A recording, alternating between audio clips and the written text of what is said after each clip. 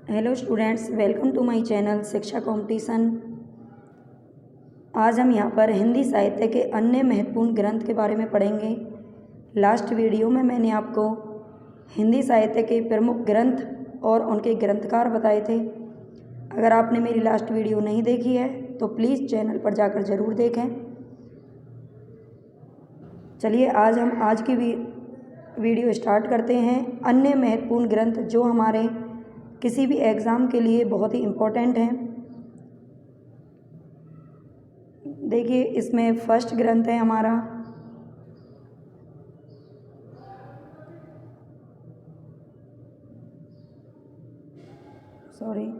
हिंदी साहित्य का प्रवृत्तिपरक इतिहास। प्रवृत्तिपरक इतिहास ये सभापति मिश्र के द्वारा लिखा गया, जिसे 1992 में लिखा गया। हिंदी साहित्य का दूसरा इतिहास किसने लिखा? बच्चन सिंह ने। आप जानते हैं दूसरा इतिहास कौन लिखता है?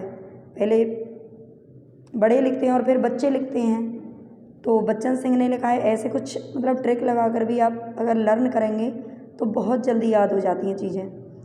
तो 1996 में इसको लिखा गया था। हिंदी साहित्य का आधा सुमन राजे ने लिखा। सुमन किसे कहते हैं? फूल को कहते हैं, और फूल हमें कभी भी आधा नहीं तोड़ना चाहिए। वैसे तो हमें फूल तोड़ना ही नहीं चाहिए, लेकिन आप ट्रिक से याद कर सकते हैं, आधा फूल हमें नहीं तोड़ना चाहिए, आधा सुमन नहीं तोड़ना चाहिए। तो ये 2003 में इसकी रचना की गई। हिंदी साहित्य इतिहास की भूमिका, ये भूमिका किसने लिखी थी? सूर्य प्रसाद दीक्षित जी ने। साहित्य इतिहास की भूमिका किसने तैयार की? सूर्य प्रसाद दीक्षित जी ने। ये 2008 में इसको लिखा गया। इतिहास दर्शन, ये ध्यान दीजिए, दर्शन के नाम से और भी ग्रंथ हैं। जो इतिहास दर्शन बुद्ध प्रसाद जी के द्वारा लिखा गया। इतिहास का दर्शन किसने किया था? बुद्ध जी ने किया था, बुद्ध प्रसाद जी ने 1932 ईस्वी में। इतिहास और आलोचना जो करता है उसका बड़ा ही क्या होता है? नाम होता है। तो ये नामवर सिंह जी का ग्रंथ है, जिसे 1956 ईस्वी में लिखा गया था। साहित्य का इतिहास दर्शन, यहाँ पे ध्यान दीजिए, इतिहास दर्शन, ये इतिहास दर्शन है, खाली इतिहास दर्शन, और ये है साहित्य का इतिहास दर्शन। तो साहित्य का इतिहास दर्शन किसने किया? नलिन विलोचन शर्मा जी ने, जिसकी क्या होंगे? आंखें होंगी, वही क्या करेगा? साहित्य का इतिहास दर्शन कर सकता है। तो ये 1960 ईस्वी में साहित्य और इतिहास, सुखदा पांडे जी का ग्रंथ है। साहित्य और इतिहास दोनों ही क्या होता है? कठिन होते हैं, और दोनों को ही हम कब पढ़ पाएंगे? जब हम सुखी होंगे। तो ये जो सुखदा पांडे जी हैं, इन्होंने साहित्य और इतिहास पढ़ा 1969 ईस्वी में। साहित्य इतिहास संरचना और स्वरूप साहित्य इतिहास का किसने तैयार किया? सुमन राजे जी ने तैयार किया 1975 ईस्वी में। हिंदी साहित्य का इतिहास दर्शन, यहाँ पे ध्यान दीजिए, ये मैं थोड़ा सा इसको और हाईलाइट कर देती हूँ। ये हिंदी साहित्य का इतिहास दर्शन, यहाँ पे हिंदी शब्द है और यहाँ पे केवल साहित्य शब्द है।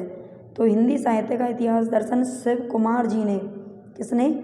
शिव कुमार जी, यानी कि शिव जी ने क्या किया? हिंदी साहित्य का इतिहास दर्शन किया, जो कि 1978 में किया गया। हिंदी साहित्य के इतिहासों का इतिहास, हिंदी साहित्य के इतिहासों का भी इतिहास, ये किसने लिखा? किशोरीलाल गुप्त जी ने लिखा। किसने लिखा? किशोरीलाल गुप्त जी ने लिखा। नेक्स्ट देखिए, किशोरीलाल गुप्त जी 1978 ईस्वी में इसको लिखा था। हिंदी साहित्य के इतिहासों का इतिहास कौन लिख सकता है? किशोरी जी। किशोरी जी किसे बोलते हैं? राधा रानी को बोलते हैं। तो ये किशोरी जी क्या लिख सकती है? इतिहासों का भी इतिहास लिख सकते हैं। इस तरह से बस एक ये ट्रिक के माध्यम से मैं आपको याद करवाना चाहती हूँ।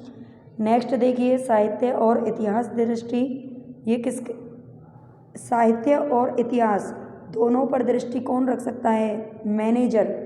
जो मैनेजर होंगे वही रखेंगे, तो मैनेजर पांडे जी रख सकते हैं। 1981 में इसकी रचना की गई।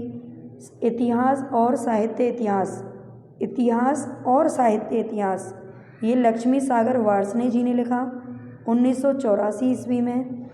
भारतीय साहित्य के इतिहास की समस्याएं, ये ध्यान दीजिए, सबसे पहले इतिहास तो लिख दिया, साहित्य इतिहास लिखा, लेकिन साहित्य के इतिहास की समस्याओं पर सर्वप्रथम किसने ध्यान दिया? ये दिया रामविलास शर्मा जी ने। किसने ध्यान दिया? रामविलास शर्मा जी ने। और यहाँ पे ध्यान देना है, ये देखिए, ये भारतीय है, यहाँ पर क्या है? भारतीय साहित्य। भारतीय साहित्य के इतिहास की समस्याएं ये रामविलास शर्मा जी के द्वारा इनको सबसे पहले देखा गया 1987 ईस्वी। लेकिन हिंदी साहित्य के इतिहास की समस्याएं, यहाँ पे ध्यान देने वाली चीज़ है कि भारतीय साहित्य की समस्याएं रामविलास शर्मा जी ने लिखी, लेकिन हिंदी साहित्य के इतिहास की समस्याएं ये अवधेश प्रधान जी के द्वारा लिखा गया। किसने लिखा? प्रधान जी ने, यानी कि अवधेश प्रधान। ये 1993 में लिखा गया। साहित्य का समाजशास्त्र, ये मैनेजर पांडे जी ने लिखा। यहाँ पे ध्यान दीजिए, मैनेजर पांडे के यहाँ पे 2 ग्रंथ हैं, साहित्य और इतिहास दृष्टि, एक मैनेजर पांडे जी का है, दृष्टि उन्होंने डाली है, और साहित्य का समाजशास्त्र। ठीक है, समाज का शास्त्र भी कौन पढ़ता है? जो मैनेजर होते हैं, तो मैनेजर जी का है। नेक्स्ट देखिए, साहित्य का समाजशास्त्र हो गया। अब आगे ये नोट वाली बात है कि हिंदी साहित्य का इतिहास, हम सभी पढ़ते हैं कि हिंदी साहित्य का इतिहास रामचंद्र शुक्ल जी की पुस्तक है। किसकी पुस्तक है? रामचंद्र शुक्ल जी की पुस्तक है, जो बहुत ही प्रामाणिक मानी जाती है। लेकिन हिंदी साहित्य का इतिहास नाम से ही ये विभिन्न लेखकों ने भी किताब लिखी है, जिनमें महत्वपूर्ण है डॉक्टर नगेंद्र जी, जिन्होंने 1973 में लिखा, लक्ष्मी सागर वार्ष्णेय जी, जिन्होंने 1973 में ही लिखा, हरिश्चंद्र वर्मा और रामविलास गुप्त।